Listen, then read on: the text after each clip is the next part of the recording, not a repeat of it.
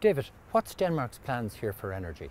Well, I suppose I'm living in a very fortunate country because we have a very strict guideline from the very top down that the long-term ambition in Denmark is to be 100% renewable energy. And that's not zero carbon, that is fossil-free, 100% renewable. So it's a real privilege, you could say, to live in a nation where the whole focus of the discussion is about how do we achieve this long-term specific goal of ridding ourselves from any fossil fuels in the future. And that enables us to take part in some of the most, you could say, enjoyable debates in our conferences, in our research, because everybody is aiming towards this one single long-term goal of trying to figure out how can we base all of our needs on 100% renewable energy. And is that now for transport, for heat and for electricity? Exactly, yeah. So in Denmark, when we think of an energy system or we think of energy in general, we're not just thinking of electricity as one thing and transport as another. We're thinking of how do we combine everything that uses energy in order to solve the problem as one entity.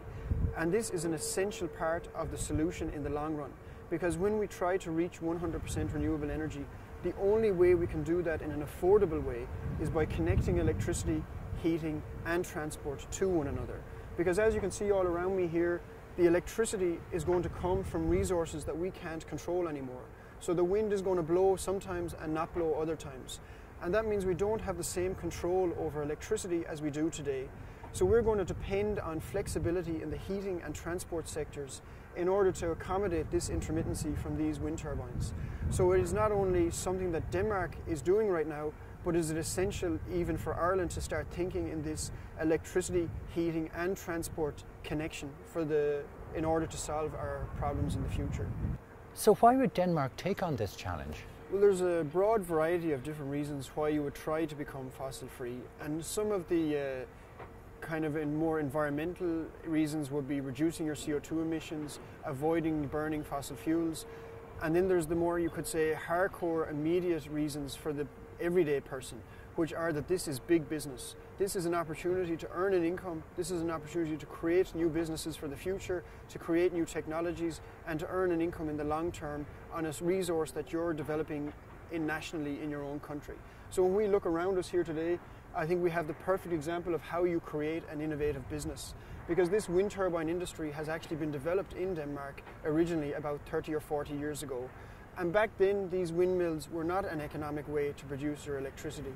But due to the long-term planning and vision that this was an industry that they could see was developing and was going to be needed in the future, they are now employing over 25,000 people in producing and running these windmills.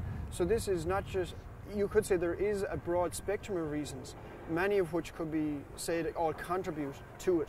But for the everyday person, it usually comes down to the fact that it's an opportunity, it's an income, and it's a new form of business. So why is Danish society so keen to achieve this goal?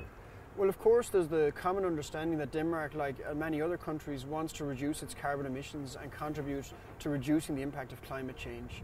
But in reality, when you come down to the nuts and bolts of this, the everyday person, the main issue for them is that this is a big business and this is the opportunity to develop new businesses in the future. Because when we look around us here today, what we notice is that instead of importing fossil fuels into Denmark, these windmills are using local skills, local business and local infrastructure to produce Denmark's electricity. So we're converting what was formerly an import of fuels, at least in an Irish context, into something that is now a local infrastructure. In Ireland, there's an awful lot of politicians and economists that will say that this is going to bankrupt our country. Yeah. What do you say about that? You're Irish. Yeah, the first thing I would say is that maybe they haven't caught up with the development of the wind turbine industry, because maybe 10 years ago producing electricity from a windmill was more expensive than a coal or gas power plant. But the technology has developed substantially. We can even see that when we look around here at the different sizes and scales of windmills that we see in the background. And today, windmills can produce electricity cheaper than any power plants in Ireland. And we can see that when we do the calculations on how much it costs to produce electricity from wind versus how much the Irish electricity market is paying for electricity today. So I would firstly say that the concept that windmills are more expensive than power plants is an idea of the past and not an idea of today. The second thing that I would highly emphasize is that sometimes when you compare things with one another, you can miss some of the details under the total number that you compare. So when we compare the price of producing electricity from a windmill versus the price of producing it from a power plant, that is of course a total production price. And they can be quite close to one another, and there is a debate there about that. But what is definitely not a debate is where the money goes after you spend it on producing the electricity. Because when we spend money on producing electricity from fossil fuels, we're spending most of our money on a fuel resource that comes from somewhere else around the world. And that's leaving Ireland and going to another country. When we spend our money on local infrastructure, like windmills, then we're spending most of our money locally in that community, and therefore it's going into the pockets of the local people. So what may be debatable is the total price of electricity, but what is not debatable is the number of jobs and the amount of income you create domestically when you convert from fossil fuels over to windmills.